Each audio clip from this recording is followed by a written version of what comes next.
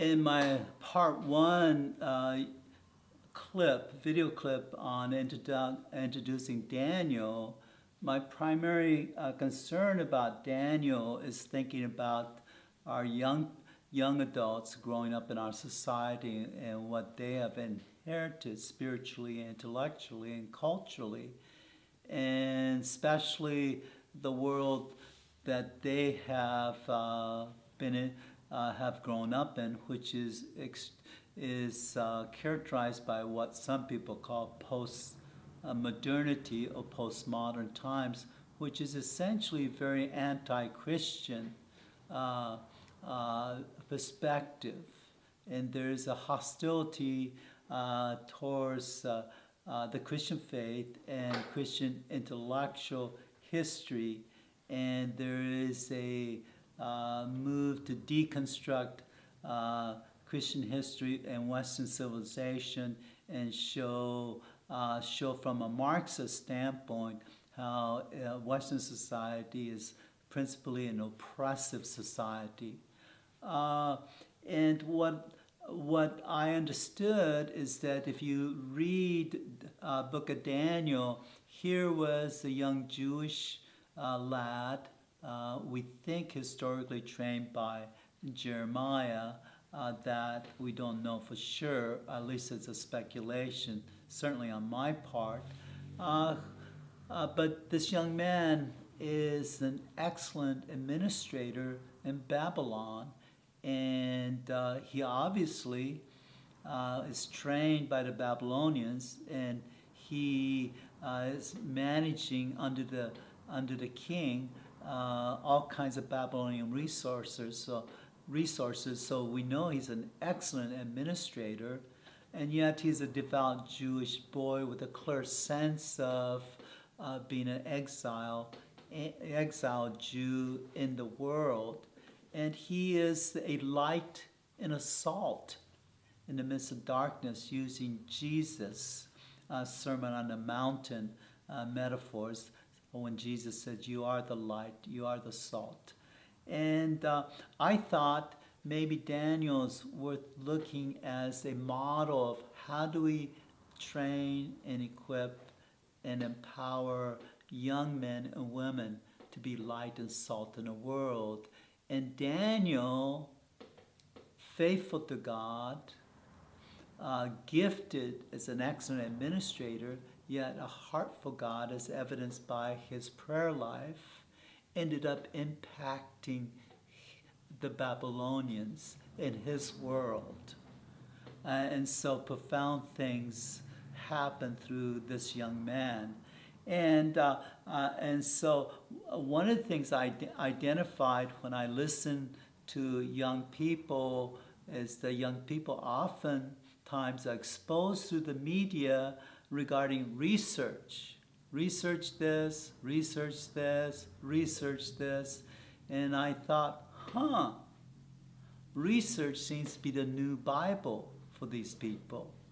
And then, as I try to listen carefully to what they claim as a research insight, I started to get a little nervous because I do have a research degree. A PhD is a research degree, which means I was trained to do research, and actually in order to get a PhD degree, I had to do research and defend that research, and my research is actually copyrighted, and you can go to Washington, D.C. to the Library of Congress and get my research. It was copyrighted and registered as an original research contribution.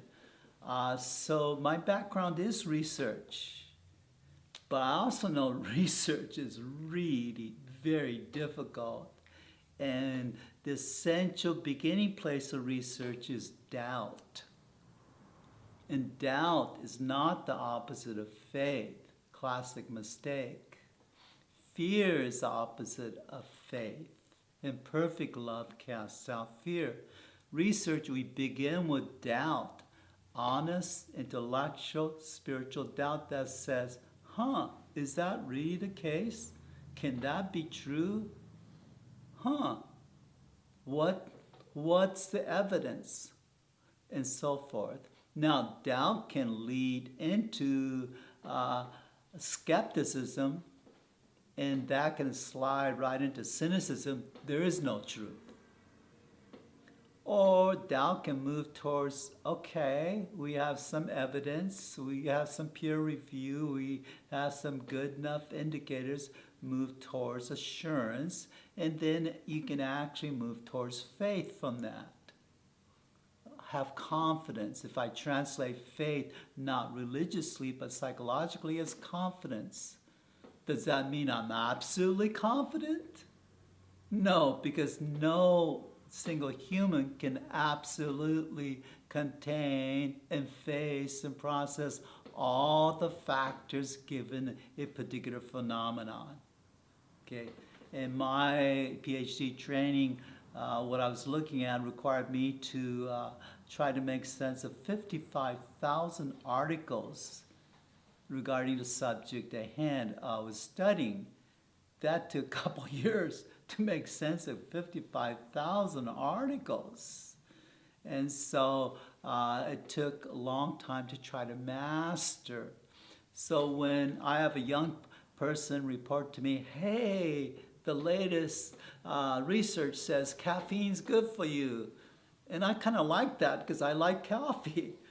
But you can also find 5 years ago back where it says, no, caffeine's bad for you. So my response is, well, drink up now. But 5 years from now, we probably have different research. Welcome to the nature research. So if research has become strangely the de facto Bible of our young people, because the sacred text has been so attacked and deconstructed, most young people don't have confidence in the sacred text, which for me is very, very sad. Because I can tell you from research standpoint, since I'm trained theologically, the sacred text has been scrutinized more than any other human literature. And you can have full confidence about the sacred text. It's been under investigation, thorough investigation. So if a young person says that this research says so-and-so, and I listen to them and go, they have a lot of confidence, but they don't seem to understand the nature of research. Okay? 23andMe, my wife and my son did the 23andMe, which meant, and I didn't do it, but looking at their results, I could kind of get a sense of mine, right? By looking at my son's and looking at my wife's, since my son is a product of two DNA sources, mine and my wife's. Okay, so knowing my wife's DNA source and knowing the composite impact towards my son, you can do a comparison and contrast analysis in a good enough, very general, broad way. Well, 23andMe proposes some Neanderthal connection, and that got my curiosity because it's kind of popular and sexy to find Neanderthal connection for some reason. And that's often what I hear young people saying about research. They find a research point, and it's what I call sexy research. Oh, yes. And I go, huh. And so I did my research on the Neanderthal connection, and what I look for, since I'm not a biologist and I'm not trained in that discipline, I need to intelligently try to read some very technical things. So I look for number shortcuts. And here's some shortcuts. Find PhD dissertations. Because PhD, a research degree, those people are forced to master what all the peers are saying, organizing it, to defend their position. The other is if you go and find any technical book that starts out with handbook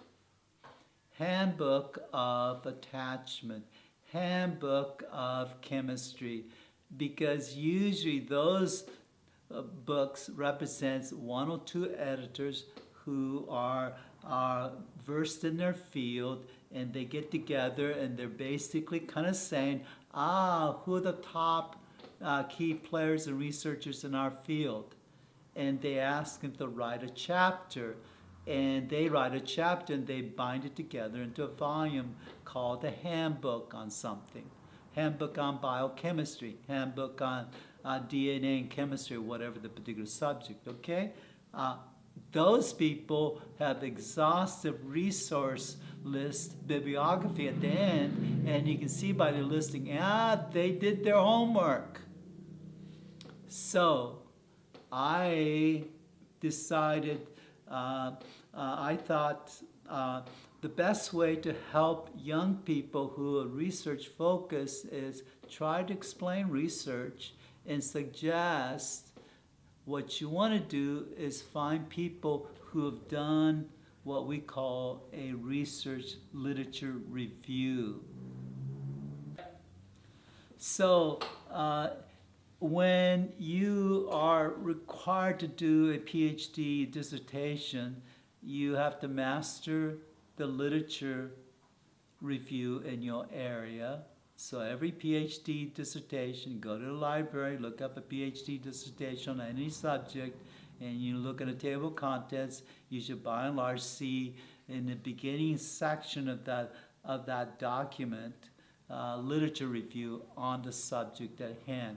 That person was forced to spend years mastering the pure literature before they can do the research. A good way to bring this home is like this. In my area of psychology, I was looking at people in relationship, horizontal relationship, and one of the best psychological theories to understand how people interact, what's the dynamic of relationship between human and human is called attachment theory.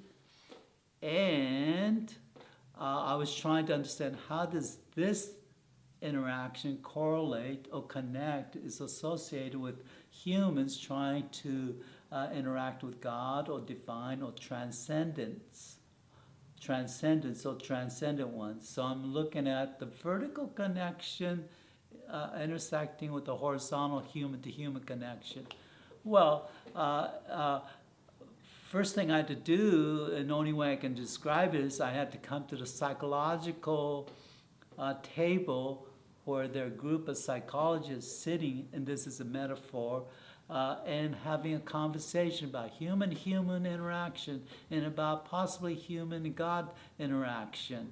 And at the head of the table in Western society is Sigmund Freud, who looks very stern, and he is very adamant that any sense of connection to God is the infantile neurotic response. So there's kind of intimidation to talk about God and humans, but slowly that's shifted, and so I had to pull up a chair metaphorically. They wouldn't let me sit at the table and engage. If I butted in and said, I'm thinking about the human-to-human relationship and human-to-divine relationship and the connection thereof, they would glare me down like, who are you? Welcome to the politics of research. Okay? And so I had to sit there and listen to the conversation, which meant I had to sit there and listen to 55,000 conversations. And then I discovered a key researcher who said, we know that human-to-human interaction, we can understand that best in psychology in terms of an attachment bonding process. We know we have a person, and the other person to this person is an attachment figure. an attachment object. So Kirkpatrick, a brilliant psychologist, said, why can't God then be simply an attachment person? And he called this a correspondence hypothesis.